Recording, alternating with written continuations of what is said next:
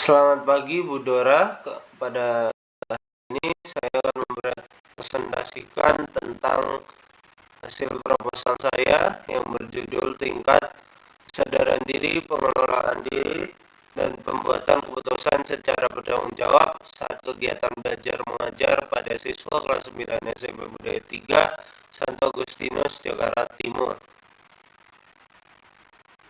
Ada latar belakang perkembangan kompetensi sosial emosional atau social emotional learning atau SEL berperan penting dalam pembentukan kepribadian, pencapaian akademik, dan kemampuan siswa menghadapi tantangan kehidupan.